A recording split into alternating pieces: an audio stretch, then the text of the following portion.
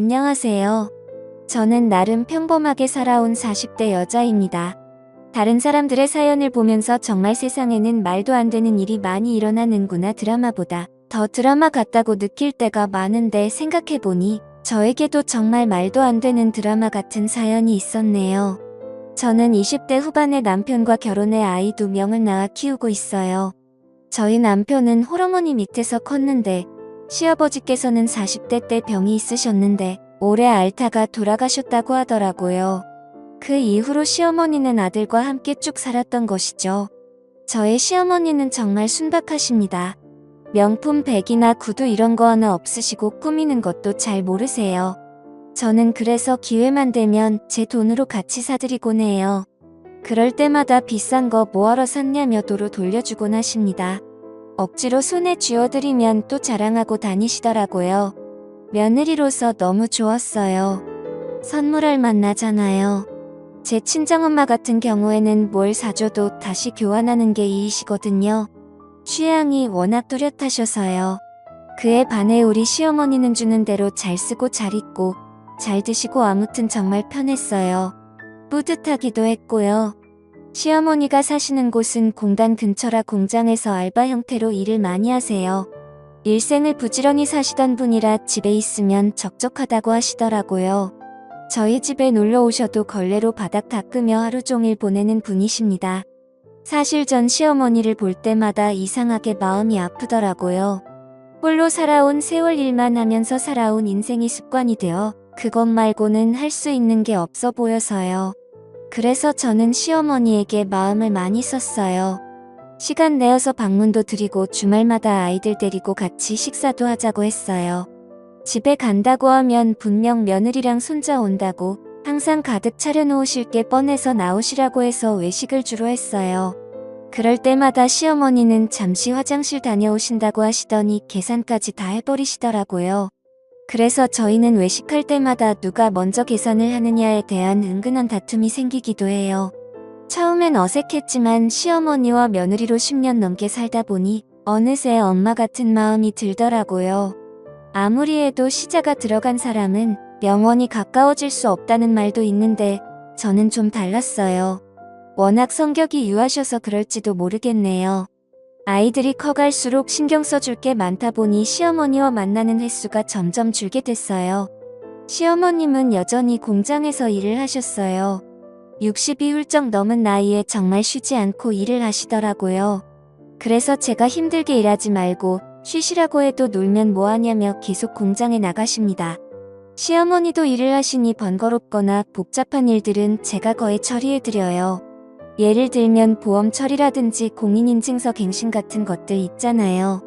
그 중에 가기 힘든 은행도 제가 대신 가서 금융 관련 일을 처리해드리곤 합니다. 그날도 아마 시어머니께서 공장에 계셨고 저는 시어머니가 처리해달라고 한 일이 있어서 인터넷으로 시어머니의 주민등록등본을 프린트했습니다. 프린트한 등본을 무심코 보는데 뭔가 이상하더라고요. 시어머니 이름 밑에 또 하나의 이름이 더 등록이 된 것입니다. 그것도 영어로요. 저는 너무 당황해서 업무 처리가 잘못된 것 같아서 동사무소에 전화를 걸었어요. 동사무소 직원은 잘못될 리 없다며 본인에게 확인해보는 게 빠를 거라고 하더라고요. 저는 이 사실을 남편에게 알리고 남편과 함께 시댁에 가서 어머니가 퇴근할 때까지 기다렸습니다. 시어머니는 퇴근하고 집에 들어오시더니 저희를 보고 무슨 일이냐고 물으시더라고요. 저는 시어머니에게 등본을 보여주며 물었어요. 어머님, 여기 등본을 떴는데 이상해서요. 어머님 이름 밑에 또 이름이 하나 더 있어요. 이거 아는 사람이에요? 아니면 누군가 어머님 명의를 도용한 것일 수도 있으니까 신고부터 해야 돼요. 내버려둬. 내가 직접 한 거야. 네. 뭐라고요? 이 사람이랑 혼인신고를 했단 말씀이세요? 나 사실 만나는 사람이 있었어. 너희한테는 말 못해서 미안하지만 그 사람 상황이 좀 안 좋아서 차마 이야기할 수가 없더구나. 너희들이 분명 반대할 게 뻔하니까. 아무리 그래도 그렇지. 어머님 이런 큰일을 혼자 결정하시고 통보하시면 어떡해요? 나도 내 인생이 있어. 이해해줄 줄 알았다. 그나저나 이름이 영어로 되어 있는데 혹시 외국인이에요? 몇 살인데요? 시어머니는 한참 동안 말을 못 하시더라고요. 남편은 답답했던지 시어머니에게 소리를 쳤어요. 그러니까 그 사람 외국인이냐고요. 맞아. 파키스탄에서 왔단다. 30살 좀 넘었고 남편과 저는 정말 말 그대로 얼어붙었습니다. 60이 넘은 시어머니가 30대 파키스탄인과 혼인신고를 했다니요. 저는 이 말 같지도 않은 말을 듣고 귀를 의심했어요. 시어머니는 그 사람과 공장에서 만났다고 하네요. 동료로 만나다가 정이 들었고 그 사람이 시어머니에게 진심으로 다가와서 시어머니도 그 사람과 자주 만났다고 합니다. 그리고 그 남자는 자기 힘든 일들을 시어머니에게 토로하기 시작했고 시어머니는 그 남자를 위로해주고 적극적으로 돕겠다고 나서기까지 하다가 혼인신고라는 사태까지 온 것이죠. 근데 큰 문제는 시어머니는 이것이 사랑이라고 믿고 있다는 것입니다. 어머님 그 사람 어딨어요? 월급 더 많이 주는 데로 이직했어. 거기가 어딘데요? 모르겠네. 어머님 그걸 모르시면 어떡해요? 같이 살긴 했어요. 혼인신고 도장만 찍고 그 남자가 도망가 버린 게 아니고요. 어머님 말 좀 해보세요. 이게 얼마나 큰 사건인지 아세요? 내가 알아서 해.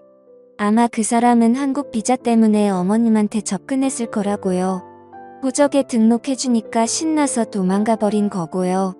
저는 속상한 마음에 시어머니를 다그쳤어요. 하지만 우리 시어머니는 계속 그 남자가 돌아올 거라고 믿고 계셨어요. 정말 답답할 노릇이죠. 어쩜 이렇게 바보 같으신지. 제 남편은 답답해서 밖에 나가서 담배를 피우고 있고 저는 계속 한숨만 쉬고 시어머니는 저희에게 계속 괜찮다고 하시고 총체적 난국의 순간이었습니다. 저는 일단 그 남자를 찾아야 했습니다. 분명 시어머니에 대한 마음은 진심이 아닐 테니 그 혼인신고를 취소부터 해야 했어요. 먼저 SNS를 뒤지면서 나름대로 추적을 해봤어요. 정말 서울에서 김서방 찾기가 이런 거구나 싶었죠. 그리고 시어머니가 살고 있는 동네에 있는 공장의 사장님들을 한 분씩 찾아냈습니다. 직접 발 벗고 나서니까 의외로 쉽게 찾아지더라고요. 시어머니에게 혼인신고만 걸어두고 도망간 그 남자는 공단 내의 다른 공장에서 일하고 있더라고요. 그 공장 사장님은 이름을 듣더니 바로 알더라고요. 얼마 전에 이직했고 나이도 30대 다 일치했어요. 저는 사장님에게 이 사람이 제 시어머니에게 저지른 짓을 낱낱이 밝혔습니다. 그런데 사장님이 갸우뚱하더라고요. 그 놈이 그럴 리가 없는데. 네. 왜요? 나한테 파키스탄에 있는 아내랑 자식들 사진도 보여줬거든요. 아내랑 자식까지 있어요. 네. 설마 유부남인데 그런 짓을 했겠어요? 잠시만요. 불러올게요. 사장님은 그 남자를 불러오겠다고 했어요. 잠시 후 사장실 문을 열고 그 남자가 들어왔어요. 저희 시어머니의 법정 남편을 대면하게 되었네요. 저는 의사소통을 어떻게 해야 될지 몰랐는데 그 남자 한국말을 유창하게 잘하더라고요. 저는 저희 시어머니의 이름을 댔어요. 그 남자의 표정이 약간 움찔하더라고요. 아내와 애까지 파키스탄에 있다면서요. 이거 사기 결혼인 거 알죠? 어머님을 사랑했습니다. 사랑은 무슨... 그런 사람이 다른 공장으로 이직하고 도망을 가요? 미안합니다. 이혼 소송 진행할 거니까 그렇게 알고 있어요. 그리고 사장님 이 사람 해고하지 않으면 저 인터넷에 이 사람이 한 짓들 공장 이름이랑 같이 뿌릴 거니까 알아서 하세요. 빨리 꼬리 자르는 게 좋을 거예요. 저는 사장님에게 이 남자의 해고를 건의했고 사장님도 사태의 심각성을 눈치챘는지 알겠다고 바로 인사 조치하겠다고 약속하셨어요. 문제는 저희 시어머니였습니다. 시어머니는 갑자기 저를 대구로 부르시더니 저에게 말씀하시더라고요. 이혼 소송 난 안 한다. 네. 그게 무슨 말씀이세요? 그 남자 사기꾼이에요. 어머님 아시잖아요. 사기꾼이고 뭐고 난 모르겠고 그냥 난 이대로 살란다. 뭐 내 인생 달라지는 것도 없잖아. 그냥 이대로 죽으면 그만인걸. 그 남자가 어머님을 이용한 건 화 안 나세요? 저는 너무 화가 나고 괘씸해요. 그 사람 불쌍한 사람이야. 여기서 돈 못 벌면 지 나라에 있는 아내랑 자식들 굶어 죽는단다. 거기서는 월급이 여기보다 훨씬 적고 유부남인 거 아셨어요? 어머님 진짜 알고 혼인신고까지 하신 거예요? 거기는 부인을 4명까지 둘 수 있다고 하더라. 어머님 제정신이세요? 어제 나한테 찾아와서 싹싹 빌더라. 자기 한 번만 살려달라고. 한국 비자 취소되면 갈 곳 없이 그냥 죽어야 된다고 하더라. 그걸 보고 어떻게 이혼 소송을 진행하니? 저는 어머님을 계속 설득했어요. 그 남자의 의도 자체도 불순하고 너무나 의도적으로 접근한 게 맞는데 어머님은 순진하게도 그 남자가 불쌍하다는 이유만으로 그냥 덮어주려고 하시더라고요. 더 이상 제가 관여할 문제가 아닌 것 같기도 하다는 생각이 들더라고요. 어쩌면 시어머님이 원하는 대로 내버려두는 게 맞을지 고민이 됐습니다. 저걸 시어머니의 사랑이라고 믿어도 되는 건지 이해해드려야 하는 건지 저조차도 헷갈리기 시작했어요. 그런데 파키스탄에서 아무것도 모르고 남편과 아빠를 기다리고 있을 일은 모를 아내와 자식들을 생각하면 또 다시 괘씸해지더라고요. 혼자서 점점 근근하면서 저는 인터넷으로 사기 결혼에 대해서 검색을 해봤어요. 저희 시어머님 같은 사례가 은근 있더라고요. 물론 외국인과 결혼해서 잘 사는 부부들이 많지만 시어머님 같은 경우에는 그냥 이용만 당한 것 같았어요. 그런 악질인 사람들이 종종 있다고 합니다. 사람의 진심을 이용하는 사람들은 정말 천벌을 받아야 한다고 생각해요. 그거야말로 잔인한 범죄죠. 하지만 저와 의견이 다른 시어머니 탓에 그렇게 저는 시어머니의 일에 대해 손을 놔버렸습니다. 어느 정도 포기 상태였던 것 같네요. 그저 별일이 없으면 다행이지 무소식이 희소식이지 하면서 지냈어요. 남편도 시어머니를 다신 안 보고 싶다고 외면해버리더라고요. 그렇게 지내니까 또 시간은 금방 가긴 갔어요. 가끔 시어머니가 어떻게 지내실까 생각은 들었지만 설마 무슨 일이야 있겠어 하는 마음이 컸던 것 같아요. 제가 평소 친구들에게도 오지랖이 넓은 편인데 시어머니에게도 괜한 오지랖을 떨었다 싶기도 했고요. 그러다 시어머니는 저에게 전화를 해오셨습니다. 목소리가 매우 안 좋으셨어요. 저에게 대뜸 마음을 바꾸셨다고 하네요. 이혼 소송을 도와달라고 하더라고요. 들어보니 그 남자가 은근히 생활비를 요구하기 시작했고 가끔 자기 뜻대로 되지 않으면 손찌검을 했다고 합니다. 덜덜 떨리는 목소리로 여태껏 있었던 일을 말씀하시더라고요. 갑자기 얼굴이 차갑게 싹 식어서 날 보는데 살기가 느껴지더라니까. 이건 도저히 아닌 것 같더라. 정말 내가 부끄러워서 말할 것도 없고 미안하다. 못난 시험이라서 내가 너희 말을 들었어야 했는데. 괜찮으세요? 나 좀 도와다오. 응. 저랑 같이 변호사 만나러 가요. 저는 시어머니의 이혼 소송을 도와드렸어요. 살다 살다 시어머니의 이혼 소송까지 도와주게 될 줄은 꿈에도 몰랐네요. 그것도 30대 남성과의 이혼 소송을요. 시어머니는 차마 아들 얼굴은 볼 자신이 없다고 하시더라고요. 저희 가족이 다 같이 모이는 날은 아마도 시간이 좀 더 걸릴 것 같네요. 내심 시어머니가 마음을 다시 다잡으셔서 다행이라고 생각해요. 하마터면 범죄자에게 발목이 잡힐 뻔했으니까요. 법적인 남편이라는 이유로 얼마나 또 이것저것 저희에게 요구를 했겠어요.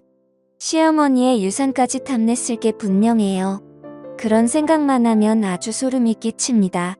법정은 결국 저희의 편을 들어주었습니다.